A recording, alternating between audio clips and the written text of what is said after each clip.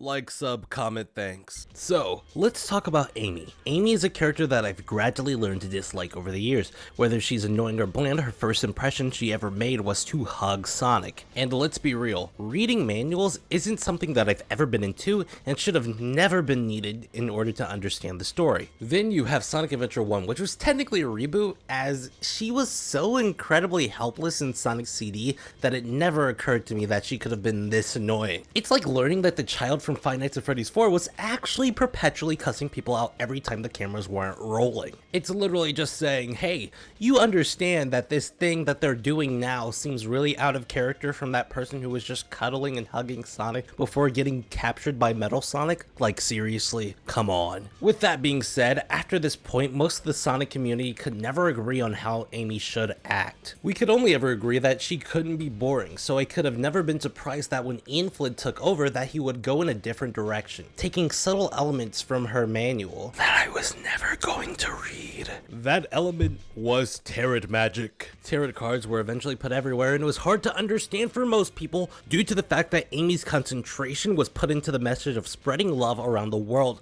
and the tarot cards seemed to be a symbol of this, replacing her beloved hammer with the magic cards in question. But what do they actually mean? Well, with the release of Sonic Origins, it was officially revealed that Amy found Sonic through the tarot cards at a point where she was less proficient in magic, which came from the manuals that I was never going to read. So yes, but back to it.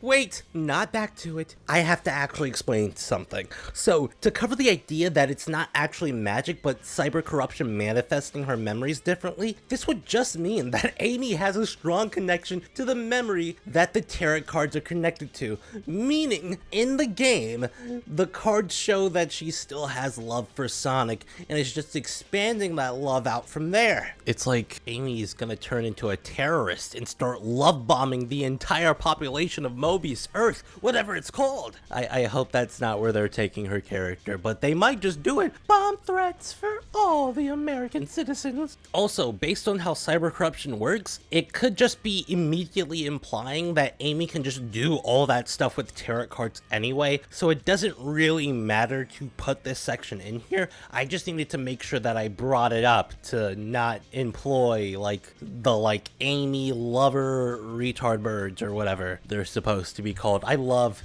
Amy fans, they're so cringe sometimes, but actually this time, back to it. But if this is a permanent part of the character and not a cyber corruption scheme, that would mean that Amy has practiced tarot magic, meaning that she can cast spells and expand the universe further than anyone in the main cast currently. And with the year of Amy happening and potentially in 2027, we can actually make this character interesting. Yes! Interesting!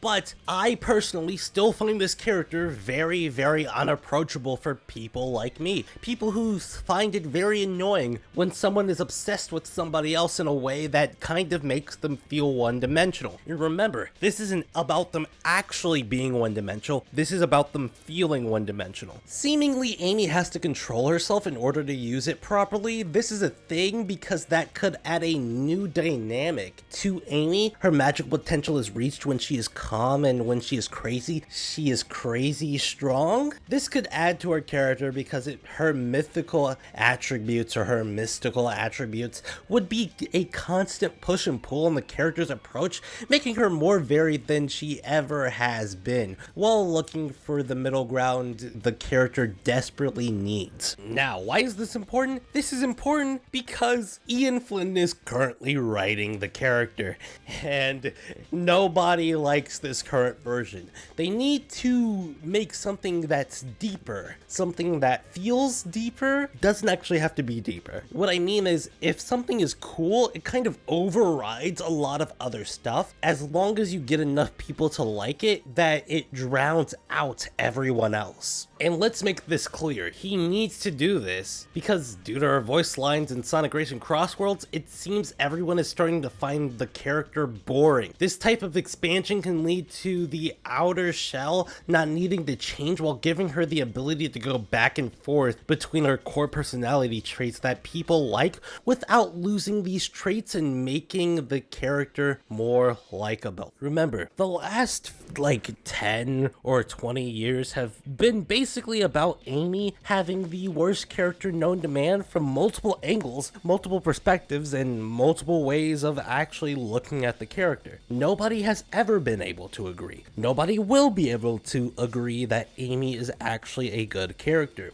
Now, if you perceive the current thing that we have as worse than the thing we've had previously, that's fair. But you can never truly pretend like Amy was a good character in the first place, because Amy was changed because Amy wasn't viewed as a good character when she originally appeared back in the day. And this was because of the way she was acting. Nothing matters but the way your character is perceived. Your character can be the deepest character known to man, but if I see mostly someone loving on Sonic and the first thing they do is hug the main character, that is their personality. Now, we could do the cool thing and erase Sonic CD from canon, but people don't want to do that. People wouldn't be able to live with themselves if we did that. So the next best thing is to take what we currently have from the character and transform it into something else in order to make the character more likable. And my biggest fear is with games taking longer and longer to produce, it's going to take a lot more time for Ian Flynn to find his footing in a way that actually satisfies people. Now, the problem is that Amy's magic kind of would be a completely new kind of magic. Tarot magic is from a different place than most other magical sources.